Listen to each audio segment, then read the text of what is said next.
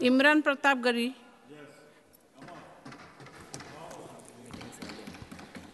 Ma'am, मैं प्रधानमंत्री जी की। इमरान जी, you have 5 minutes.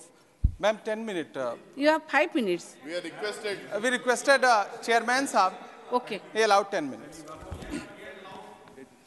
मैम, प्रधानमंत्री जी की सैकड़ों बार थपथपाई गई मेज के बीच अंतरिम बजट पेश किया गया और बड़े बड़े दावे किए गए। देश ये कैसा बनाया आपने, लूट कर पैसा बनाया आपने, देखिए जलते दिए भी बुझ गए, अजब दीपक राग गाया आपने। मैम, पूरा सदन अमृत काल के बजट की चर्चा कर रहा है, मैं तो गरीबों की रोटी और दाल के बजट की चर्चा करूंगा। तुम्हारी फाइलों में गांव का मौसम गुलाबी है, मगर ये आंकड़े झूठे हैं, ये दावा किताबी है। मैं इस बजट को अमीरों का अमीरों के लिए पेश किया गया बजट कहूंगा। इसमें गरीबों के लिए कुछ है ही नहीं। नौकरी मांगने वाले नौजवानों पर लाठियां बरसाने वालों, आपने इस बजट में युवाओं को क्या दिया? आपने पुरानी पेंशन बहाली की मांग करने वालों को क्या दिया? सालों से अपने लिए छत तलाश रहे लोगों को आपने इस बजट में क्या दिया? और फिर आपको पूरी उम्मीद है कि पूरा देश आपके इस पेश किए गए बजट पे लहालोट हो जाए, तालियां पीटे, मंगल गान गाए। कैसे संभव है? मैं सदन में खड़ा होकर के इस बजट पे चर्चा करते हुए कहना चाहता हूं कि इस बजट में फुटपाथ पर रहने वाले, छप्परों में रहने वाले, झुग्गियों में रहने वालों के लिए क्या है, उनके लिए क्या है? जो प्रधानमंत्री के किए गए वायदों की बाट जोह रहे हैं। हर साल फरवरी की खूबसूरत सुबह और सजी हुई संसद से बरसते हुए झूठे वायदों की जवाबदेही कौन तय करेगा? कौन बताएगा कि 2022 में प्रधानमंत्री जी जो सबको पक्का मकान देने वाला वायदा किए थे उसका क्या हुआ? लोगों के सरों पर छत देने वाले प्रधानमंत्री जी के जुमलों से अलग उन्हें यह क्यों नहीं दिखता कि राज्यों में बैठे हुए उनके नुमाइंदे लोगों के सरों की छतें उजाड़ रहे हैं? उत्तर प्रदेश हो, असम हो, जम्मू कश्मीर हो, मध्य प्रदेश हो, भाजपा शासित राज्यों के बुलडोजर न सिर्फ लोगों के घरों को उजाड़ रहे हैं बल्कि कुचल रहे हैं लोकतंत्र को, संविधान को, अदालतों के मेयार को। मैम, मैं आंकड़ों की बाजीगरी से अलग हट करके इस बजट पर एक बात कहना चाहता हूं। आंकड़े तो ऐसे हैं इस बजट के, ये कह रहे हैं 4 करोड़, वित्त मंत्री जी 3 करोड़ कहती हैं, प्रधानमंत्री जी 4 करोड़ कहते हैं। पहले तो आप इस झूठ में ही आपस में ही सलट लीजिए कि 4 करोड़ सही है या 3 करोड़ सही है। मैं आंकड़े तो ऐसे हैं इस बजट के मैम कि जो सुने वो बस पथराई आंखें लेकर किंग कर्तव्य विमूढ़ हो जाए। लेकिन झील में पानी बरसता है हमारे देश में, झील में पानी बरसता है हमारे देश में, खेत पानी को तरसता है हमारे देश में, जिंदगी का हाल खस्ता है हमारे देश में, दूध महंगा खून सस्ता है हमारे देश में। मैम, रोजगार, महंगाई, किसान, मनरेगा, पेट्रोल डीजल के दाम, गैस सिलेंडर के दाम, फसलों की एमएसपी की गारंटी, इन सब जन सरोकार की बातों से इस बजट का कोई लेना देना नहीं। हमारे ट्रेजरी बेंच के साथी हंगामा कर रहे हैं। मैं तो कहना चाहता हूं मैम, वो एक बार इनके एक नेता एक गांव में गए और उन्होंने गांव में कहा कि गांव वालों आओ, मैं तुम्हारी समस्याएं समाप्त करना चाहता हूं। गांव वाले इकट्ठा हो गए। नेताजी ने गांव वालों से कहा बताओ तुम्हारी 2 समस्याएं बताओ, मैं दोनों समस्याओं का यहीं पे समाधान करूंगा। तो गांव वालों ने कहा साहब हमारी पहली समस्या है कि हमारे यहाँ कोई हॉस्पिटल नहीं है। तो नेताजी ने मोबाइल निकाला, कहीं फोन मिलाया और मिला के फोन पे पता नहीं क्या कुछ कहा कि यहाँ गांव में हॉस्पिटल नहीं है, हॉस्पिटल तुरंत, यहाँ हॉस्पिटल चाहिए। गांव वाले खुश हो गए कि 1 मिनट में यहाँ हॉस्पिटल आ रहा है। अगली समस्या के बारे में उन्होंने, नेताजी ने गांव वालों से कहा कि मैंने आपकी पहली समस्या समाप्त कर दी, दूसरी समस्या बताओ। तो गांव वालों ने कहा साहब इस गांव में कोई भी मोबाइल का नेटवर्क ही नहीं है।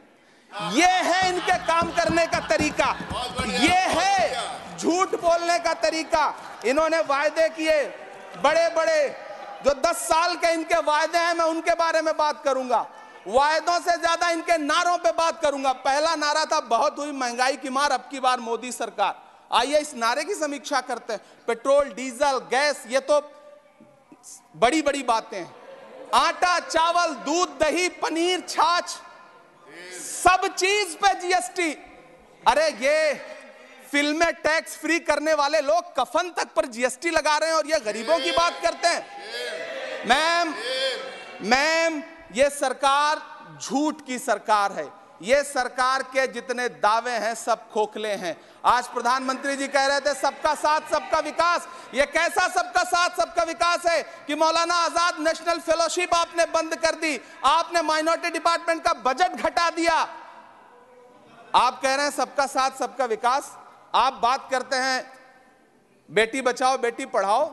हमारी आंखें हाथरस से लेके कठुआ से लेकर के और देश की जंतर मंतर की सड़क वो देख रहे हैं जब हमारी ओलंपिक पदक लाने वाली बेटियों को प्रधानमंत्री की चौखट पे अपना मेडल रख देना पड़ रहा है। इससे शर्मनाक क्या हो सकता है। मैम कृषि विकास दर जो 2014 में 4.6% थी, इस वर्ष गिरकर 1.8 कैसे हो गई? क्यों हर दिन 31 किसान आत्महत्या करने को मजबूर हैं?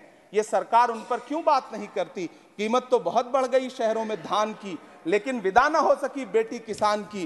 मौका मिला तो लोगों ने कुर्सी के वास्ते तस्वीर ही बिगाड़ दी हिंदुस्तान की, और आज बड़ी बड़ी बातें कर रहे हैं। मैं यहां पर आपसे खड़ा होकर के मैं अंत में इतना कहना चाह रहा हूं कि वित्त मंत्री जी ने बजट में ट्रेनों के डिब्बे को वंदे भारत कोच में बदलने का एक प्रस्ताव रखा अपने भाषण में। ठीक है, ये सुनने में कानों को बहुत अच्छा लगता है, लेकिन मैम ये सरकार ट्रेनों की सुरक्षा के बुनियादी मुद्दों पर एक शब्द नहीं बोलना चाहती। बालासोर हादसे में घायल हुए लोगों की चिता की राख अभी तक ठंडी नहीं हुई है। वंदे भारत के वीडियो पोस्ट करने वाली ये सरकार कभी भारत की जनरल डिब्बों की, रेलवे के स्लीपर क्लास डिब्बों की वीडियो अगर पोस्ट करे ट्विटर पे तब समझ में आए। बिहार से, इलाहाबाद से, लखनऊ से दिल्ली आने वाली, मुंबई जाने वाली ट्रेनें देख लीजिए, उनकी हालत देख लीजिए, तो आपको लगेगा कि ये वही ट्रेनें हैं। आज स्थिति ये है कि रेलवे स्टेशन तो छोड़िए, रनवे पर खाना खिला रही हैं आपकी प्राइवेट एयरलाइंस। अभी आपने जुर्माना लगाया है, नोटिस दिया है एक एयरलाइंस को। यह स्थिति आपने करके रख दी है ट्रेनों की, एयरलाइंस की। ऐसे में मैम कागजों पर तो आप कितना भी वंदे भारत और बुलेट ट्रेन सर पर दौड़ा लीजिए, लेकिन असल में भारत की ट्रेनों की डिब्बों की सवारियों की हालत देखने लायक है। अगर सरकार खुली आंखों से उसे देखना चाहे तो देखे और उनकी स्थिति सुधारे। आज प्रधानमंत्री जी ने अपने भाषण में यहां खड़े होकर कई बार न्यू मिडिल क्लास की बड़ी चर्चा की, न्यू मिडिल क्लास जनरेट करेंगे।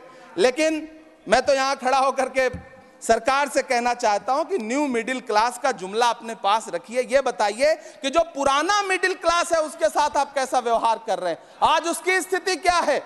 आप अमीरों के कर्जे माफ कर रहे हैं, उद्योगपतियों के कर्जे माफ कर रहे हैं, और यहां स्थिति यह हो गई है कि जो मिडिल क्लास, उसकी जो रोजमर्रा की जरूरत की चीजें हैं उस तक पर आपने जीएसटी लगा रखी है। आप फिल्में टैक्स फ्री करते हैं, लेकिन स्टूडेंट्स के प्रतियोगी परीक्षाओं के फॉर्म की फीस नहीं माफ कर सकते। आपको बाकी जगहों पर टैक्स लेना है, हर जगह टैक्स लेना है। मिडिल क्लास से आपका कोई रिश्ता नहीं। मिडिल क्लास तो आपसे कह रहा है कि मोहब्बत, भाईचारे के दीवाने दिन ही लौटा दो, वो सस्ती दाल सब्जी के सुहाने दिन ही लौटा दो।